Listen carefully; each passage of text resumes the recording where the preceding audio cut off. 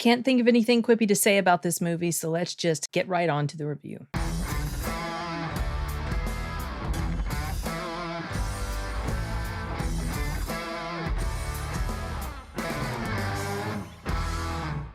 I don't remember how I found out about this movie, but at some point I did, and I recently watched it. It's called Kill Boksoon. It's a Korean movie. It's on Netflix, came out obviously in March. I just finished watching it this past week. The premise is it's this single mother who's a very accomplished assassin. She's like the best at her job. She's the numero uno assassin in Korea. There's these group of assassins, there's these different like factions or whatever, and they come together and they have like meetings and stuff and hash out business things and stuff like that. So she keeps her life secret from her daughter, and in the midst of all of that, she's also dealing with issues with her daughter. Her daughter's she's moody. She's got this attitude. She doesn't talk to her, and her daughter's dealing with her own stuff, which it goes into throughout the course of the movie. And she's also training this young protege to be like an up-and-coming assassin.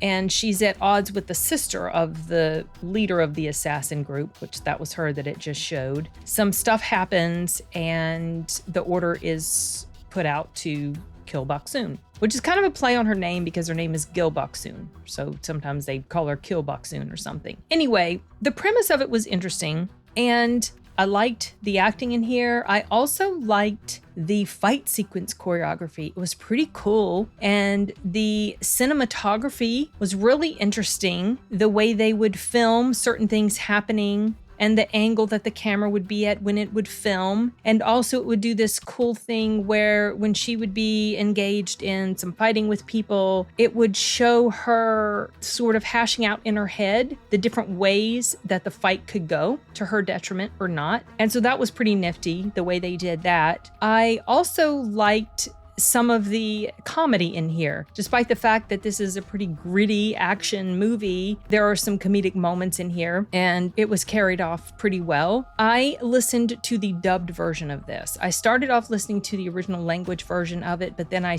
wanted to see what the dubbing was like, and surprisingly, the dubbing was decent, and the lip flaps matched pretty well.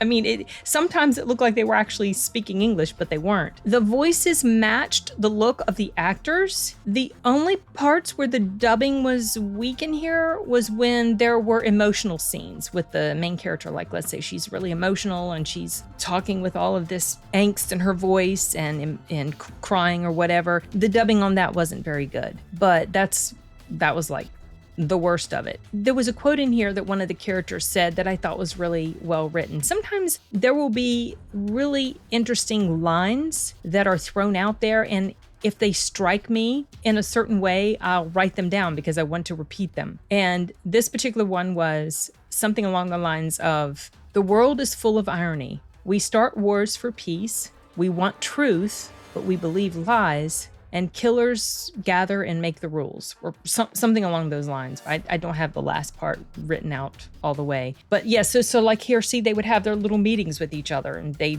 talk about issues and all of that stuff. It was funny because these guys were assassins, they were killers, but they'd have these business meetings. It was just kind of funny. But yeah, as a whole, I thought this was a pretty good film. It's about 2 hours, 20 minutes maybe. Overall, I just really enjoyed it to the point that I wanted to talk about it a little bit with you guys. I don't have a lot to say about it. Just if you like action, I think you'll probably like this particular film. I thought it did a really good job showing the two parts of her life. And if there was any downside to this movie, it's the character of the daughter. I did not like the daughter. Maybe you're not supposed to, but I really did not like her at all. She was just such a little turd bucket. Her attitude and her interactions with her mother. And I guess she's supposed to be that way. She's a teenager, she's angsty, she's going through stuff of her own that her mother has no idea about, and so she's kind of tormented by that. So yeah, I can understand that those are the factors that play a part in why the daughter is the way she is, but she was just such a little turd sometimes. I just didn't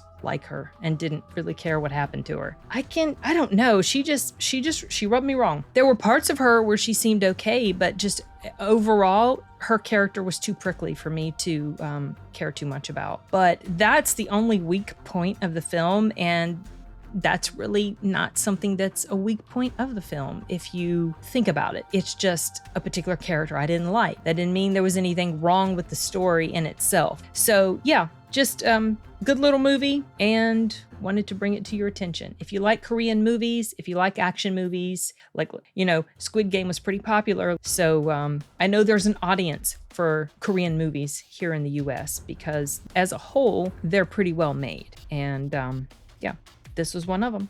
All right, I don't have anything else, so I'm going to go ahead and wrap this one up, you guys. Adios.